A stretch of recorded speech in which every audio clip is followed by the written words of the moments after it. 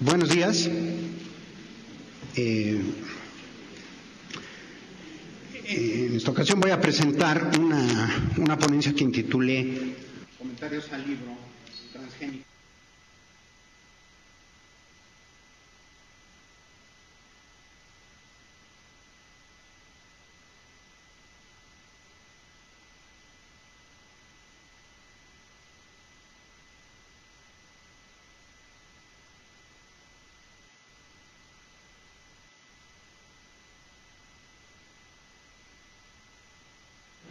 Bueno, ¿se escucha?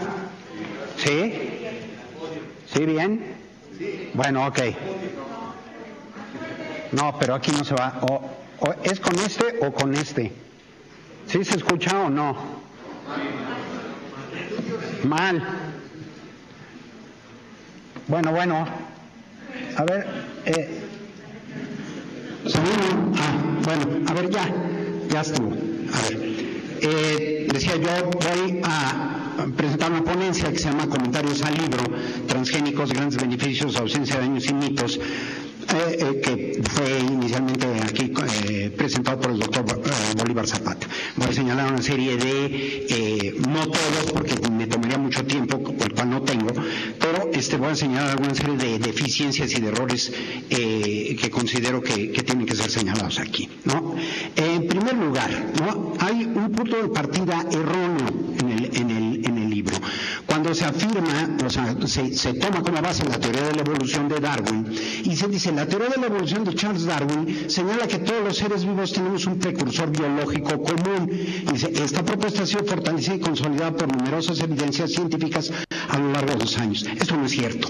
Esto es una cuestión que no es cierta. Darwin nunca estableció que todos los seres vivos tenemos un precursor biológico común. Se ilustra de esta manera para entender la afirmación anterior. Hay esta ilustración. Esta ilustración no tiene nada que ver con la idea de Darwin. Se parte de una... aquí, ¿cómo está lo del señal?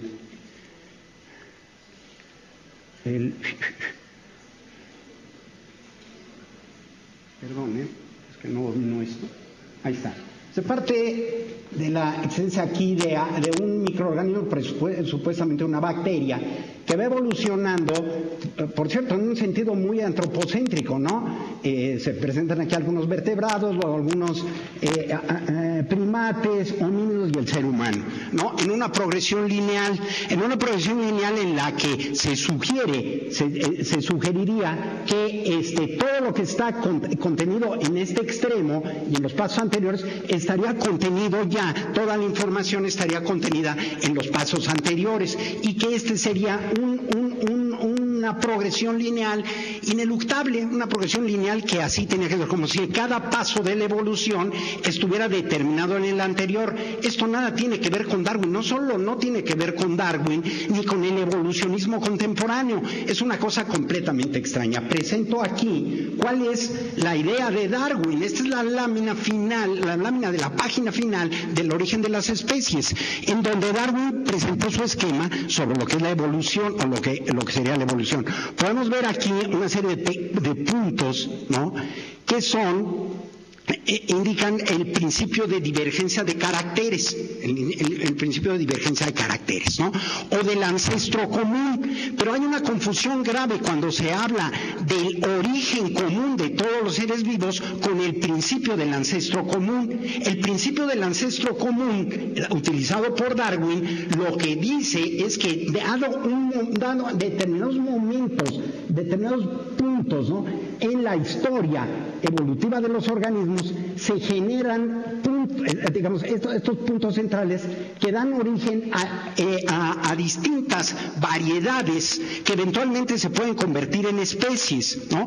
Pero no existe una concepción de Darwin en la cual esto se vaya trazando hasta atrás, hasta hablar de un origen común de todos los seres vivos. Esto no existe. Esta figura, me regreso para acá, esta figura es completamente ajena a la visión del darwinismo darwinismo y yo diría de todo el evolucionismo. No hay ningún evolucionista que sostenga una progresión así del proceso evolutivo. De manera tal que el libro comienza con una concepción errónea del asunto y siguen con otras cosas. Hay una falsa disyuntiva que se plantea aquí, ¿no? Se dice que los cultivos transgénicos y sus productos, al ser organismos que contienen genes específicos provenientes de otros integrantes de la biota, implican menor riesgo al medio ambiente, a la biodiversidad, bla, bla. Que las tecnologías basadas en productos de síntesis químicas, estas últimas ejemplificadas por insecticidas químicos que se han usado de manera irresponsable a lo largo del tiempo, contaminan el medio ambiente y causan daños a la salud. El problema es que aquí hay una falsa disyuntiva: o existen agriculturas basadas en los agroquímicos o las basadas en los transgénicos. Para empezar, la basada en los transgénicos también utiliza agroquímicos, como el glifosfato. O sea, no es cierto que la agricultura basada en los alimentos transgénicos esté libre de agroquímicos. Pero lo que quiero señalar aquí es que se presenta una falsa disyuntiva desde el momento en que se dice que es o una u otra. Y yo digo, no existen otras formas de cultivo agrícola, no existen otras maneras. No, sí existen muchas formas tradicionales de cultivos, ¿no? de cultivos que están libres de transgénicos y libres de agroquímicos. Yo diría, son las únicas opciones, no existen otras formas, y las formas tradicionales tienen que usarse siempre alguna de estas dos opciones que se están presentando. ¿Y por qué? No es cierto. Y podríamos llevar esto a un extremo un poco absurdo, pero en fin, yo lo quiero plantear aquí. Antes de la existencia de agroquímicos y de transgénicos, ¿cómo era la agricultura? ¿Existía? Pues claro que existía, y no existía basada en ni una ni en la otra cosa, de manera tal que aquí y esta falsa disyuntiva se está repitiendo a lo largo de todo el libro. Bueno, hay un reduccionismo anacrónico aquí, ¿no? Se dice en el libro: la capacidad de replicación del ADN permite su duplicación en dos moléculas idénticas de doble hélice. Gracias a esa extraordinaria capacidad que constituye la esencia de la vida, son negritas mías esas, es posible la transferencia de una copia del material genético a las células hijas. Esta idea de la esencia de la vida concentrada en una molécula maestra que tiene la posibilidad de replicarse y transmitir información, que es la molécula, las moléculas del ADN y del ARN, esta idea de la esencia de la vida concebida así es una idea ya anacrónica y obsoleta. No estamos en los años de 1953, cuando Watson y Crick descubrieron la estructura tridimensional del ADN, ni en el año 1970, cuando Crick publica su artículo sobre el dogma central de la biología molecular. Ya esos tiempos pasaron. Esta es la idea, digamos, anacrónica a la que me refiero, es la del gen molecular, según el cual a cada gen corresponde una proteína, un gen una proteína, y ya de manera amplificada el genotipo al cual corresponde un determinado fenotipo. O ¿qué estoy haciendo aquí? Ahí está.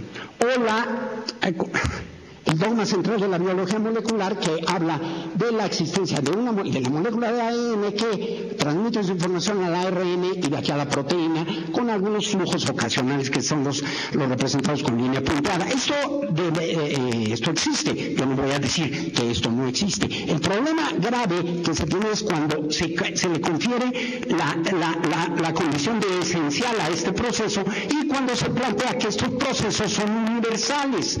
Están lejos de ser universales, ¿no?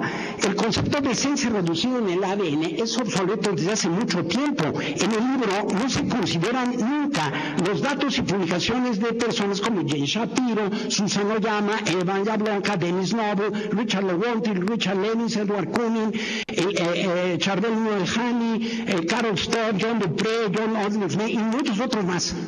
La lista es bastante larga. El libro nunca considera las aportaciones de todos estos y muchos más personajes que lo que están haciendo, lo que unifica, ¿no? Esto es negar la existencia de una esencia de los seres vivos concentrada en una partícula, en una molécula, y más bien contemplar a los seres vivos y su evolución como un sistema de relaciones entre los distintos elementos que están presentes ahí. El libro no considera en ningún momento la obra de ninguna de estas personas que están haciendo probablemente un debate que tenemos algunos, ¿no?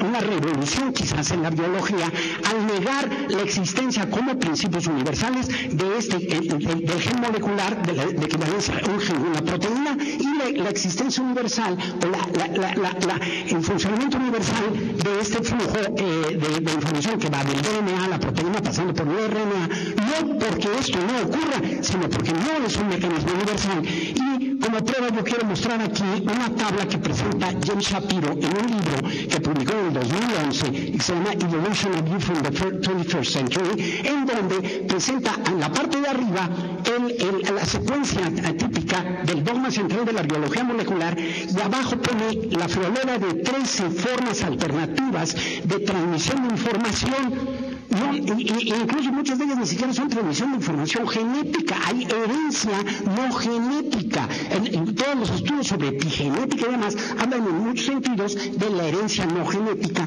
que está siendo sacada a la luz ahora, ahora y desde hace mucho tiempo. Trabajos como personajes de Charles Waddington provienen de los años 40, ¿no? del siglo pasado, y han sido reivindicados y lanzados en las últimas décadas, ¿no? El libro está plagado de una serie de falacias, ¿no? Pero antes yo quiero indicar, ¿qué entendemos por falacia?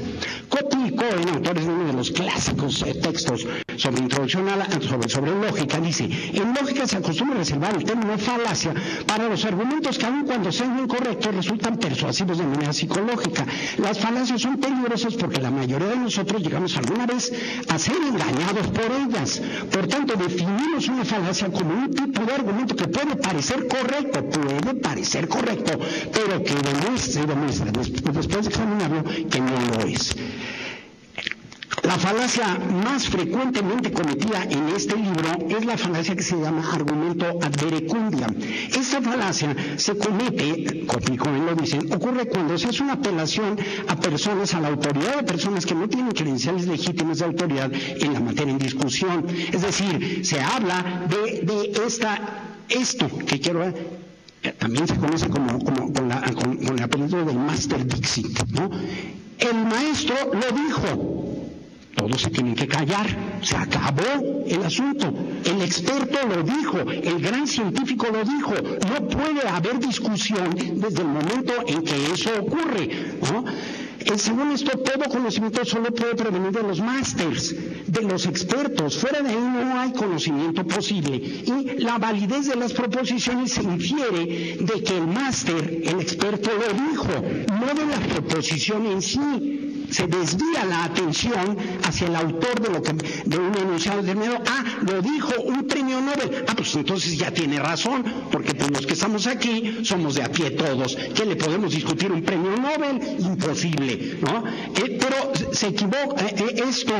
Esta falacia olvida que los expertos con frecuencia están en desacuerdo y que, yo no sé si yo soy muy experto, pero yo no estoy de acuerdo con el doctor Bolívar Zapata, y aquí estamos debatiendo y vamos a seguir debatiendo, y esto es sano. Los expertos no están en desacuerdo, y aunque estén de acuerdo, se pueden equivocar. Puede haber equivocaciones y graves.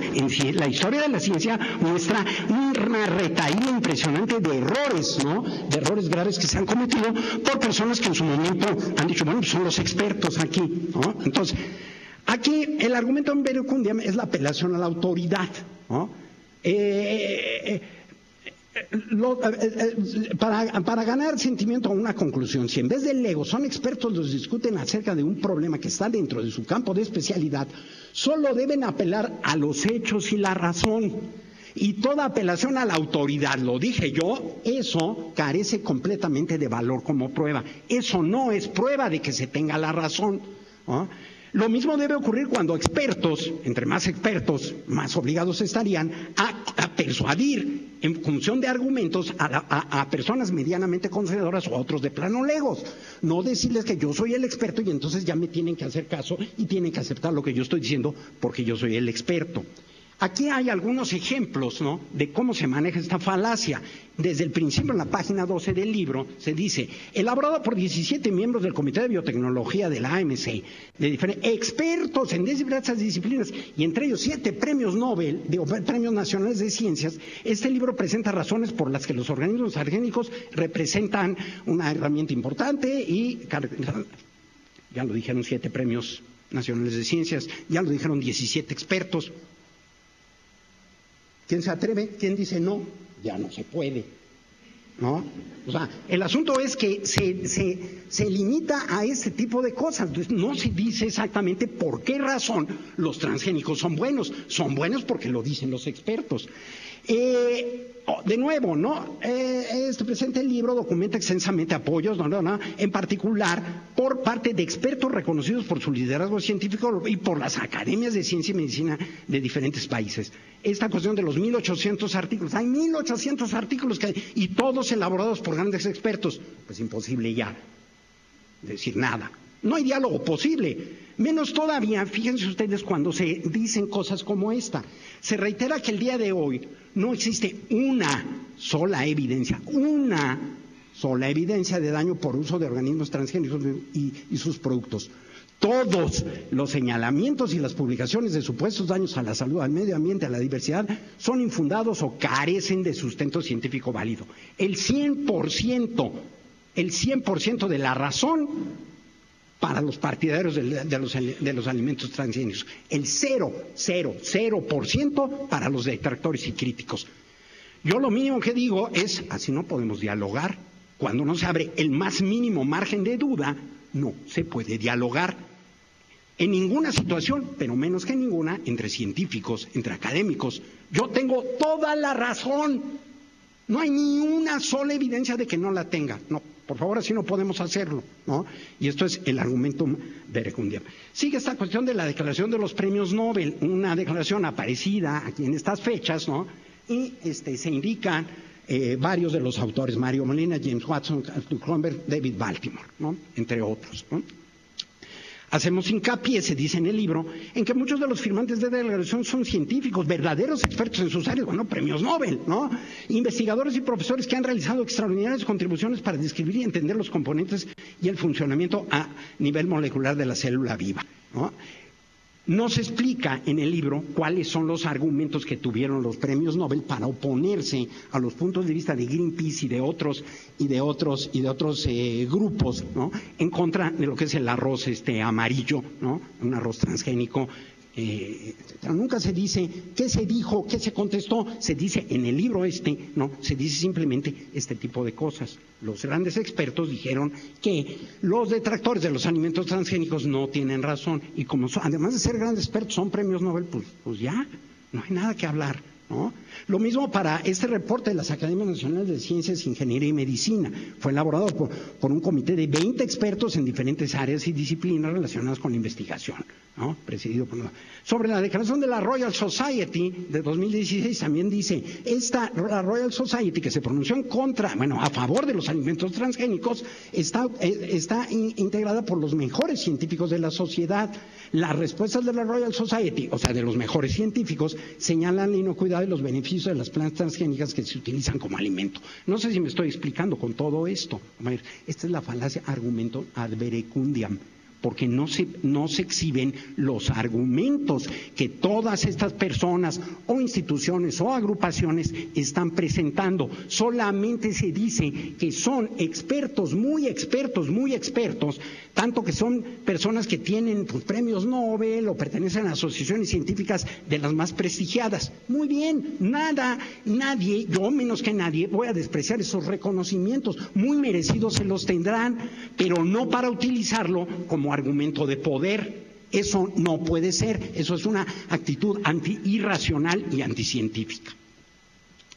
Bueno, paso a la cuestión del caso Seralini, ¿no? Ya no voy a repetir, ¿no?, todo lo que probablemente todos ya saben, porque el doctor Bolívar Zapata en la intervención anterior se encargó de explicar algunas cosas de lo que había ocurrido ahí.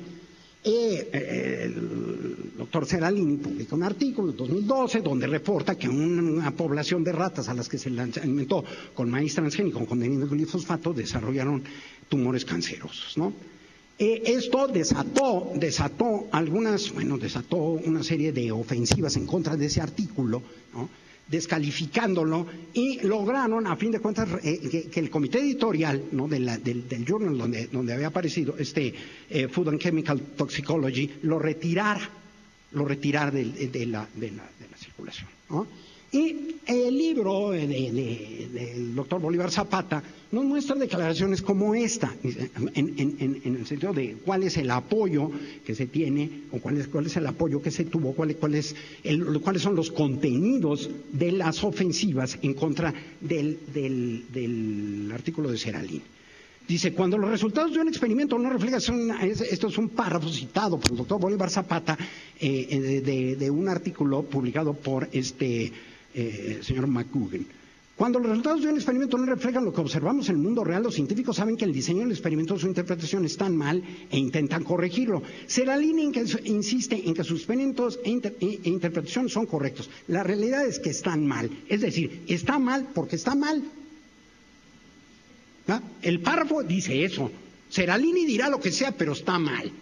Lo digo yo. Y esto, estas son cosas que yo no publiqué, está publicado en ese libro. Estos son el tipo de argumentos que se presentan para descalificar el estudio de Seralini. Además, aquí hay un error muy grave en el señor McGugan. Dice, cuando los resultados de un experimento no reflejan lo que observamos en el mundo real, el experimento de Seralini podrá haber estado bien o mal, pero reflejó una cosa que ocurrió, que a las ratas les dio cáncer, los alimentó con maíz transgénico conteniendo glifosato y tuvieron cáncer. Eso es un hecho, eso ocurrió, pudo haberlo hecho mal. Podemos debatir sobre eso, pero de que ocurrió, ocurrió. Así que sí está representando algo que ocurre en el mundo real. Después está esta declaración de la European Food and Safety Authority que dice, debido a que el estudio de Seralini contiene un diseño, análisis y reporte inadecuados, EFSA concluye que es de una calidad científica insuficiente para una evaluación sobre inocuidad. Hasta ahí no hay gran problema, pues es la opinión de la EFSA, cuestión de debate, ¿no? Pero dice, por consiguiente, concluye que este estudio no impacta en la continua evaluación de glifosfato y que no ve la necesidad de reabrir la evaluación existente sobre la seguridad del maíz NK603 y sus eventos apilados. Yo lo que quiero decir es que el libro, para empezar, cita párrafos de la argumentación de la EFSA, a partir de los cuales no es posible saber qué es lo que le lleva, qué concretamente le lleva a rechazar el estudio de Seralini. Pero cuando la EFSA concluye que no hay necesidad de reabrir la evaluación existente sobre la seguridad del maíz indica un desconocimiento. La EFSA está indicando un desconocimiento fuerte de conceptos en metodología de la ciencia tan básicos como evidencia, prueba, causalidad, predecibilidad y duda razonable, ¿no? Bueno, están las evidencias. Necesitamos tener un conocimiento mayor de lo que son estos conceptos para poder tratar más adecuadamente los debates entre científicos, ¿no? Afirma que el hecho de un experimento que según ella esté mal es suficiente como para no darle ninguna consideración, a pesar de que el experimento mostró una realidad, ¿no? ¿Seralini demuestra algo o no demuestra nada? Sí demuestra algo. Demuestra que en las condiciones específicas en las que él trató a las ratas y las alimentó, se produjo cáncer. Más no demuestra, pero tampoco menos. Demostró eso, ¿no? ¿Pretende Seralini formular a partir de su experimento un principio universal? Digo, si así fuera, estaría cometiendo un grave error. Pero no es así. Seralini nunca dice, a partir de este momento se demuestra que en todos los casos en que se alimente a ratas con maíz transgénico y conteniendo glifosfato, van a desarrollar cáncer. Eso no lo dice, eso no está así.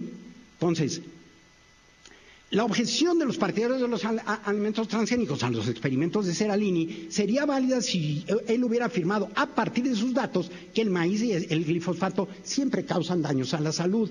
Hubiera sido una extrapolación abusiva inadmisible, ¿no? Pero lo que el libro en realidad mostraría, el libro que estamos criticando, es que en algunos casos, quizás minoritarios, hasta ahora reportados, se muestra que existe daño a la salud por efecto de la ingesta de maíz, eso del maíz transgénico. Eso ahí está, mostrado por Seralini. En muchos otros casos, podríamos incluso decir mayoritarios, hasta ahora reportado se demuestra que no existe daño a la salud por efecto de la ingesta de maíz y glifosfato. Bueno, ¿qué se hace en ciencia cuando este tipo de discusiones aparecen?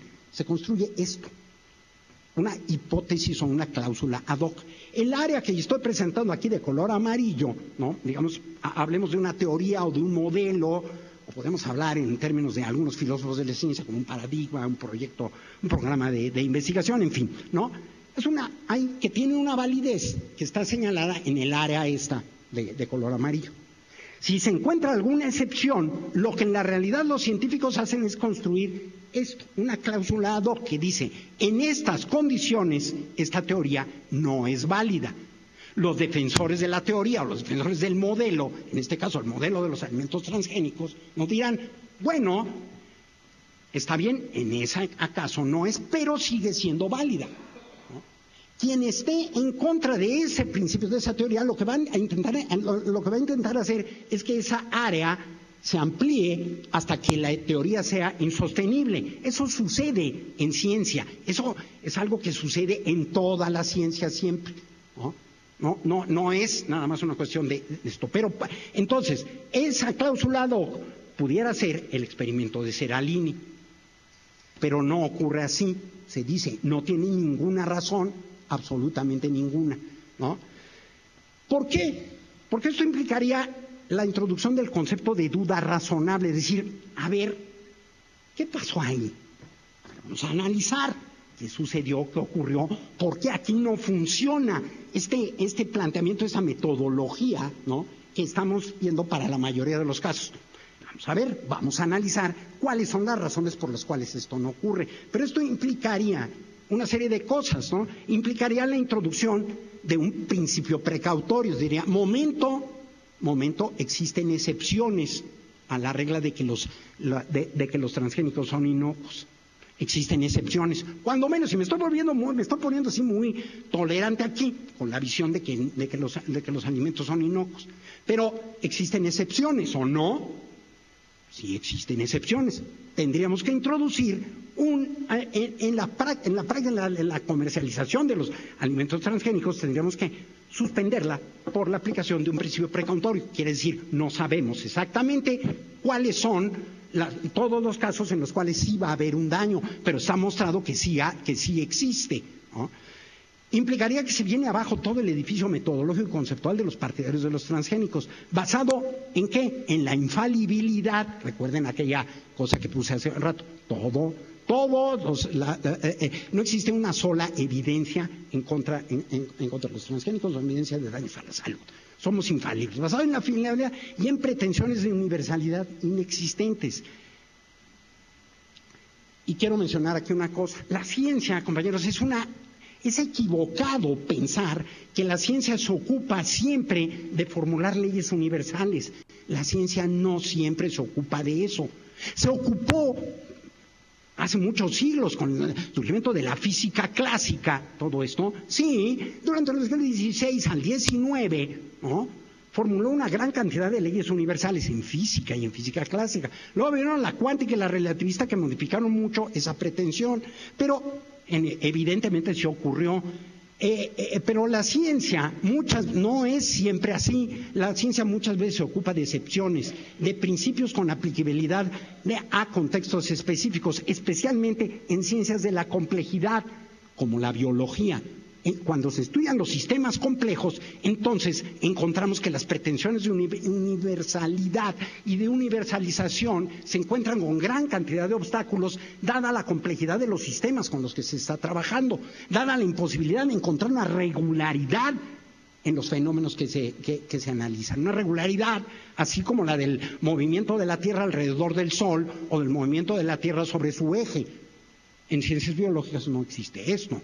La biología evolutiva no es una ciencia prediccionista como la física clásica. ¿Qué va a pasar con los organismos después de varios miles de años? ¿Quién sabe? No sabemos. Precisamente por eso estamos dirigiendo nuestra argumentación en ese sentido. No se pueden saber cuáles son los efectos a mediano y largo plazo de la introducción arbitraria de transgenes en determinados organismos. Quien pretenda presentar las discusiones estas como pretensiones de universalidad está equivocado.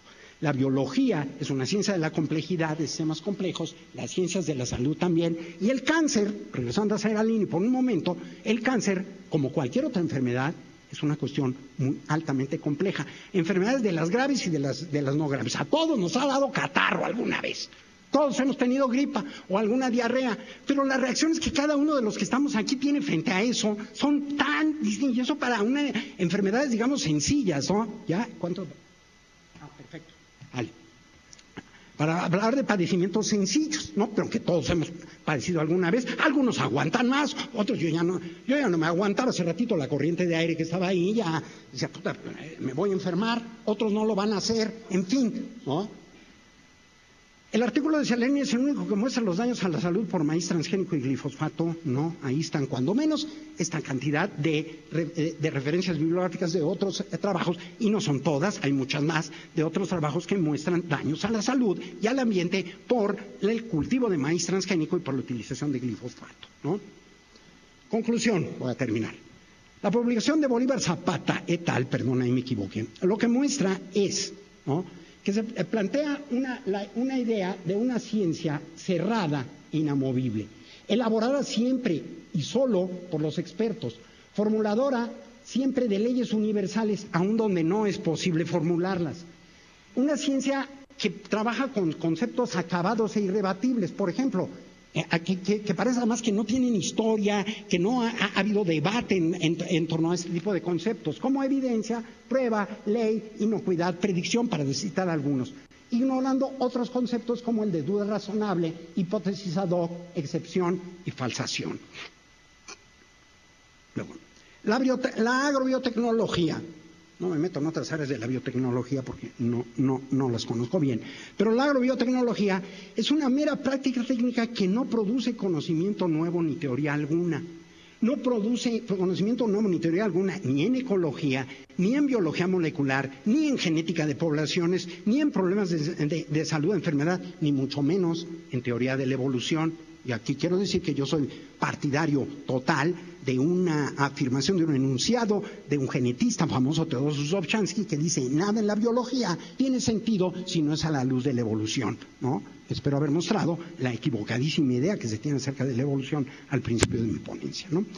No produce ninguna innovación metodológica ni aportes nuevos a la epistemología, a la filosofía de la ciencia, ni a la ontología, ni a la ética, ni a la lógica. La ciencia, ¿no?, en contra de esto, en contra de esta visión de la ciencia, yo afirmo, la ciencia es y debe ser una actividad abierta siempre, abierta al debate, a la pluralidad, a la duda, la duda como el motor de la ciencia. Entre la certeza y la falsedad hay un movimiento pendular, ¿no?, que es la duda media entre eso. Si no hay duda, no hay ciencia. Es el espíritu crítico, ¿no? Las minorías pueden mostrar, las minorías en la comunidad científicas pueden mostrar, y han mostrado muchas veces, que tienen razón. Ahí están unos cuantos ejemplos que se me ocurren así a la primera, ¿no? Galileo, Copérnico, Kepler, Lamarck, Darwin y Karl Marx, ¿no? Todos mostraron que tenían razón en el análisis que hacían. Desde luego, toda su obra estuvo mediada por debates, pero a fin de cuentas han demostrado que tienen razón, ¿no? Y yo quiero terminar con una frase: la ciencia es disidencia, compañeros. Y quiero recordar la figura del mejor rector que ha habido en esta universidad. Bueno, Pablo González Casanova, ahí se va también, ¿no? Ahí se va, ¿no? Pero uno de los dos tiene que ser el mejor rector que ha habido en esta universidad. Y me refiero al ingeniero Javier Barrosierra, quien en medio de la represión de asordacista, de la intervención de la policía, del ejército en las escuelas de la universidad, expresó esto: viva la disidencia, porque es la esencia de la universidad. Y hoy, a 50 años de 1968, yo reivindico la figura de Javier Barrosierra y esta frase, que es perfectamente pertinente para el debate sobre los transgénicos. Si no hay disidencia, no hay debate, no es posible la reflexión, ¿no? Y pues muchísimas gracias.